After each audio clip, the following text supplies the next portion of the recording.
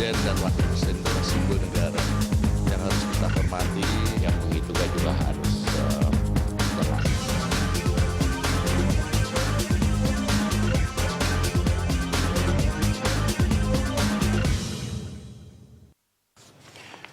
Ya pemirsa, kita lanjutkan diskusi kita malam hari ini. Anda juga bisa memberikan pertanyaan atau komentar terkait dengan topik kita, yaitu menjerat Setnov Riza. Bisa, ada tanda tanya di sini. Pertanyaan saya adalah, bisakah lewat forum MKD, Romo, Mas Econ, nggak usah Riza dulu deh, Setnov dulu deh, untuk dijerat? Bisa sebenarnya, ini tinggal MKD-nya loh ini yang kita artinya harapkan. gini loh, MKD itu kan tinggal sudah cukup alat bukti, tinggal menerapkan. Kalau ada indikasi pelanggaran berat, ya bikin aja. Tapi kok masih muter-muter begitu? Ya ini kan karena faktor politik kepentingan ya. Artinya gini, ini kan sebenarnya kita tahu lah, lembaga politik kita itu kan lembaga transaksional. Itu kita tahu lah. Sehingga karena lembaga politiknya transaksional, maka bahayanya adalah MKD-nya masuk angin. Itu yang gerak, makanya sekarang publik meminta agar segera dibuat kejelasan. Artinya sudah cukup, maka harus ada menurut undang-undang. Kalau sudah jelas seperti ini kan sudah 2 kali, maka ada indikasi itu bentuk tim. Ya 3 dari mereka, 4 dari luar, tim etik independen, sehingga keputusannya itu lebih punya kredibilitas dan juga memulihkan lembaga DPR yang mulia ini gitu loh. Sebab kalau orang nggak percaya lagi publik dengan anggota MKD itu. Termasuk Anda? Ya iya, kita nggak percaya. Masih percaya nggak Mas Eton? Saya sih percaya sama Allah Subhanahu wa Ta'ala.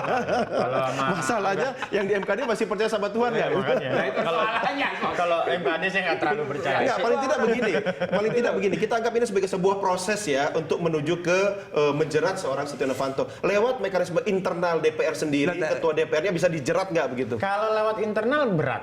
Saya agak walaupun soal etika. Etika berat. Jadi belum apa-apa, proses masih berjalan, sudah muncul tuh soal prediksi putusan. Jadi malah jangan-jangan draftnya sudah dibuat. Jangan-jangan sudah ada. Jadi arah putusannya adalah menyatakan Setia Novanto tidak terbukti melakukan pelanggaran etika. Nah, artinya apa? Ini sebenarnya bisa jadi amunisi untuk menyerang balik si pelapornya. Sudah Mas Said akan diadukan kembali. Diadukan, Tapi penyamaran kalau nama itu baik. terjadi, publik semakin apatisme. Yang terkena partainya. Sehingga partai-partai yang mendukung itu akan habis itu untuk pilkada langsung. Ini pertaruhannya berjalan langsung itu, sebenarnya. Pilkada langsung yang saat ini berlangsung tanggal 10. Atau Robo jangan-jangan dagelan ini sengaja diulur-ulur sampai lewat tanggal 9. Betul. Ya itu memang mau dibuat seperti itu. Tetapi kan rakyat punya common sense, punya akal sehat, punya rasional. Mencatat siapa-siapa yang di dalam MKD tapi itu ya. Terjadi tahun yang lalu yang partai mengatakan bersih, tidak korup, tapi korup, habiskan. Langsung turun drastis loh. Jadi ini sekarang partai-partai ini lagi betul-betul disorot oleh publik gitu loh. Karena gini loh, sekarang ini orang lupa bahwa agenda setting itu bukan ditentukan oleh media dan mereka, tapi rakyat itu independen. Jadi rakyat itu punya opini sendiri dan rakyat punya media yang tidak bisa dikontrol dan media itu lebih cepat. Iya, sosial media juga khususnya. Dan termasuk yang sudah 150.000 orang itu ya. Itu kecepatan luar biasa mengatasi ruang dan waktu. Betul. Saya akan minta juga pendapatnya pakar hukum pidana. Kita sudah tersambung melalui telepon dengan Hairul Huda. Pak Hairul, selamat bergabung di Prime Time Talk. Sudah bisa mendengar suara saya? Selamat sore, ya. Baik, Pak Hairul, bagaimana menurut pendapat Anda terkait dengan mekanisme MKD ini? Bisakah menjerat seorang Setia Novanto, atau kalau kita percayakan kepada nanti yang akan dilakukan oleh Kejaksaan Agung, menurut Anda bagaimana? Saya pikir bisa berjalan sendiri-sendiri ya. Paralel ya? Karena kan MKD kan dari segi etik ya, silakan saja kan gitu dari segi etik, dan proses hukum yang dilakukan oleh Kejaksaan dari segi hukum pidana juga bisa berjalan dan tanpa harus menunggu hasil dari MKD kan gitu. Iya. Jadi bisa berjalan sendiri-sendiri dan masing-masing kan punya parameter yang berbeda. Betul. Tapi Pak Hairul, kalau misalnya nih secara hukum pidana kemudian proses itu dilanjutkan dan hasilnya ternyata berbeda dengan masalah etis yang dilahirkan oleh MKD, yang mungkin banyak publik berpendapat bahwa akan menghasilkan sebuah keputusan yang tidak menyatakan Setia Novanto melakukan pelanggaran etika. Itu bagaimana nanti? Ya, tadi sebelum Anda potong saya mau menjelaskan itu. Kan parameternya kan berbeda. Iya, parameternya berbeda. Etik soal etik kan gitu.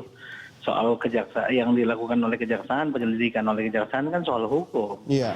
Kan yang satu ukurannya adalah soal etika, yang satu adalah ukurannya soal hukum gitu. Jadi tidak ada yang kemudian bisa dikatakan saling mempengaruhi kalau menurut saya. Masih bisa berjalan sendiri-sendiri, katakanlah seperti itu.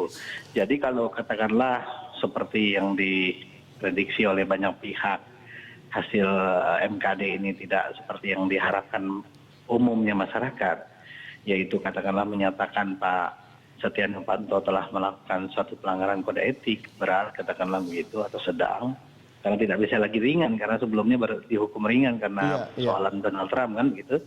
Dan kemudian itu tidak akan mempengaruhi hasil ataupun tidak akan berpengaruh terhadap hasil penyelidikan Kejaksaan Agung. Nah, terkait dengan alat bukti yang sudah ada sekarang menurut Anda, Pak Hairul, apakah sudah cukup?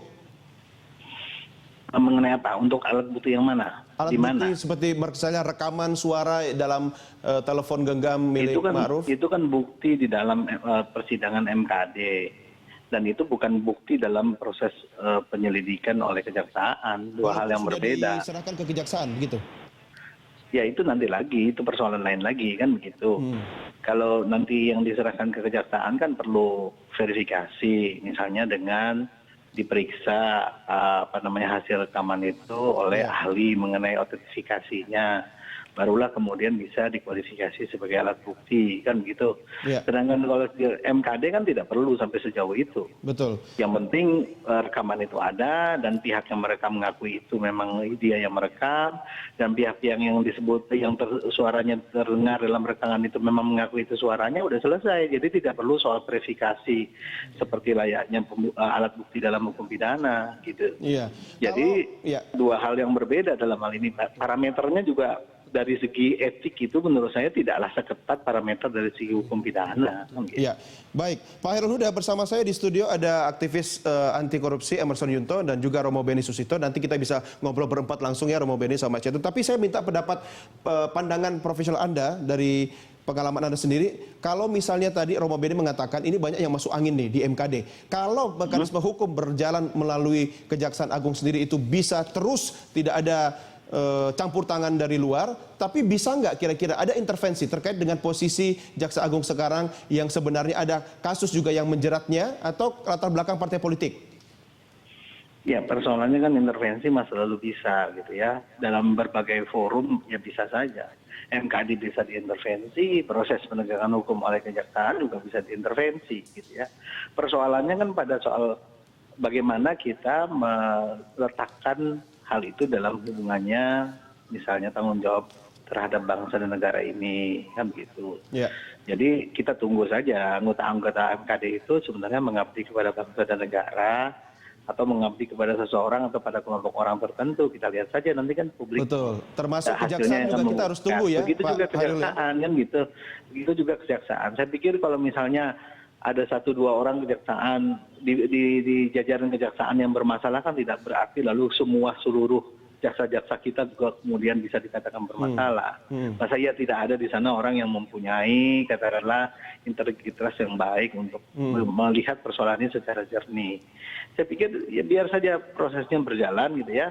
Dari segi etik berjalan, dari segi hukum berjalan, tugas media, tugas Mas Emerson, tugas Romo, tugas saya, dan tugas seluruh masyarakat untuk kemudian mengawal proses ini kan. Kita tunggu bagaimana hasilnya kan gitu, supaya kemudian benar-benar bisa berjalan dengan baik. Kalau saya sih berpendapat. Ya, Pak Hairul, ada satu kondisi begini. Kalau misalnya kita menyebut nama Setia Novanto, kemudian juga Muhammad Riza Khalid, itu kan sebenarnya bisa dianggap sebagai nama-nama yang sudah tidak asing lagi dalam tema-tema yang kita diskusikan belakang ini. Tapi selalu saja lolos atau tidak pernah terjerat atas nama hukum. Nah, bisakah mungkin melalui pintu Kejaksaan Agung atau KPK nanti menjadikan ini sebagai entry point untuk menjerat keduanya? Ya, saya dengar KPK juga sudah melakukan supervisi terhadap proses penyelidikan yang dilakukan oleh Kejaksaan Agung. Iya, soal petrol ya Pak ya? Jadi kalau Kejaksaan Agung nanti main-main kan tinggal diambil alih oleh KPK kan begitu. Efektivitas masyarakat terhadap KPK kan masih sangat tinggi, katakanlah gitu ya. Harapan masyarakat terhadap KPK masih sangat tinggi. Saya pikir ketika memang kejaksaan tidak lagi bisa dikatakan objektif atau ada intervensi, ya segera KPK mengambil alih kasus ini supaya kemudian publik bisa tenang untuk bisa menunggu proses penyelidikan ataupun penyidikan dilakukan oleh KPK tanpa ada tendensi bahwa ini diintervensi. Apalagi kalau nanti kita harapkan sudah ada komisioner KPK yang definitif yang baru setelah tanggal 16 bulan ini kan begitu.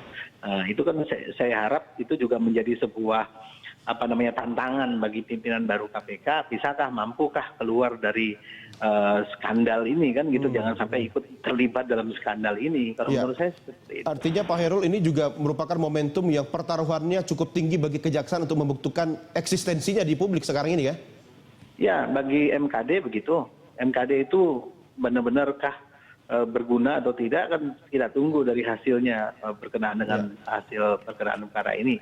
Kejaksaan, apakah kejaksaan masih kita bisa percaya katakanlah paling tidak Jaksa Agung masih kita percaya bisa memimpin kejaksaan ke depan untuk melakukan penegakan hukum. Kalau Anda sendiri masih percaya dengan Kejaksaan Agung? Saya pikir, menurut saya kan tadi saya tidak melihatnya sebagai persoalan individual.